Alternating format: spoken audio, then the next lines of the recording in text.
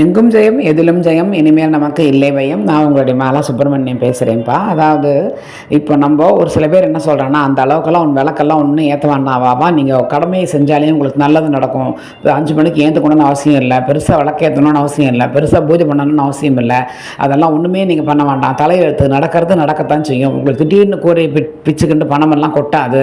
அதனால மந்திரங்கள்லாம் அவசியம் இல்லை, ஸ்லோகங்கள்லாம் அவசியம் இல்லை. இந்த மாதிரி நிறைய பேர் சொல்கிறா. பிரத்யேகமாக ஒரு சில பேர் சொல்கிறா. அதெல்லாம் தயவு பண்ணி நம்பாதீங்கோ. மந்திரங்களுக்கு ஸ்லோகங்களுக்கெல்லாம் நிறைய சக்தி இருக்குது.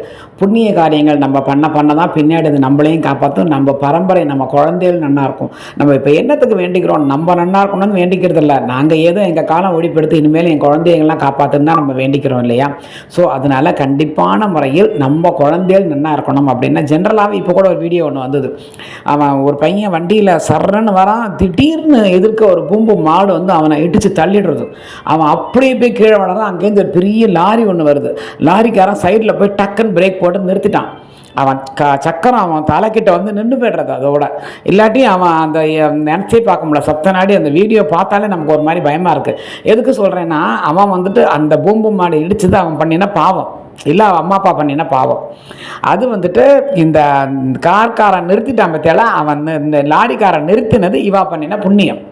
ஸோ கண்டிப்பான முறையில் நம்ம பண்ணின புண்ணியம் நம்மளை எப்படியாவது நம்ம வாழ்க்கையில் ஒரு முறையாவது எப்படியும் நம்மளை காப்பாற்றும். ஸோ அதனால் ஆற்றுல விளக்கேற்றாமல் தயவு பண்ணி இருக்காதீங்கோ. உங்களால் முடிஞ்ச ஸ்லோகங்களை சொல்லுங்கோ. காலங்காத்தால் எழுந்திருக்க முடியும் அப்படின்னாக்க தாராளமாக 5 மணிக்கோ 4:30 மணிக்கோ இல்லை 5 மணிக்கோ எழுந்து உங்களால் விளக்கேற்ற முடியும்னா வாசக்கோலம் பெருக்கி கோலத்தை போட்டுவிட்டு விளக்கேற்றிருங்கோ. கண்டிப்பான முறையில் அதை நீங்கள் பண்ணுங்கோ. ரொம்ப இதெல்லாம் அந்த அளவுக்கு ஒன்றும் நம்பிக்கை இல்லை, இதெல்லாம் மூட நம்பிக்கை, இது நமக்கு அந்த அளவுக்கு தேவையில்லை, அந்த மாதிரி ஒரு இதெல்லாம் சொல்லியாச்சுன்னா தயவு பண்ணி அதெல்லாம் நம்பாதீங்கோ. கடவுள் அப்படிங்கிறவர் இருக்கார். சொல்கிறவா நாற்றுலையே அவெல்லாம் விளக்கேற்றாமல் இருக்காளான்னு பாருங்களேன். சாமி ரூமெல்லாம் அழகாக நெய்ட் பண்ணி அழகாக பூவை பொட்டெல்லாம் வச்சு அழகாக விளக்கேற்றி எல்லாரும் அவள் எல்லாரும் பண்ணத்தான் செய்கிறா. அதனால் சும்மா அப்படி சொல்லிக்கிறா, அதெல்லாம் ஒன்றும் பெருசாக வேண்டாம், அதெல்லாம் ஒன்றும் பண்ண வேண்டாம் அப்படின்னு சொல்லி தயவு பண்ணி அதையெல்லாம் நம்பாதீங்கோ. விஸ்வசிக்க வேண்டவே வேண்டாம். என்னெல்லாம் பண்ண முடியுமோ அதெல்லாம் தயவு பண்ணி நன்னா ஆற்றுல பண்ணுங்கோ. நம்ம ஆற்றுல விளக்கு எரிய இல்லக விளக்கு இருள் கெடுப்பதும்பா. ஆற்றுல இருள் நீங்கி ஒளி ஏறும். கண்டிப்பான முறையில் நல்லது மட்டுமே நடக்கும். அவளுடைய கடைக்கண் பார்வை நம்ம மேலே விழும். நமக்கு ஓஹோஹோன்னு இல்லாட்டியும் கண்டிப்பாக ஐயோ நமக்கு இன்றைக்கி காசு இல்லையேங்கிற நிலைமையை வராமல் அவள் ஓரளவுக்கு கண்டிப்பாக நம்மளை காப்பாற்றி நல்லபடியாக கொண்டு போவாள். ஸோ அதனால் மனசார நன்னா வேண்டின்ற உங்களால் எனக்கு 3:30 மணி 4 மணிக்கெலாம் தாராளமாக ஏந்துக்க முடியுமாமேனா பிரம்ம முகூர்த்தம் மாதிரி ஒரு நல்ல நேரம் எதுவுமே கிடையாது வாழ்க்கையில்.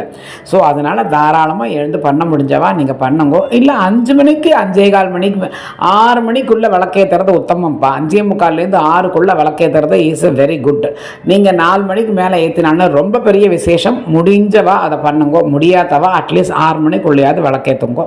ஆனால் இது ரொம்ப ஈஸியாக எடுத்துக்கிட்டு அதெல்லாம் சும்மா அந்த அளவுக்கு ஒன்றும் அவசியம் இல்லை, கடமையை மட்டும் பண்ணினா போகிறோம். அந்த மாதிரி தவறான கணக்குகளை தயவு பண்ணி போடாதீங்கோ.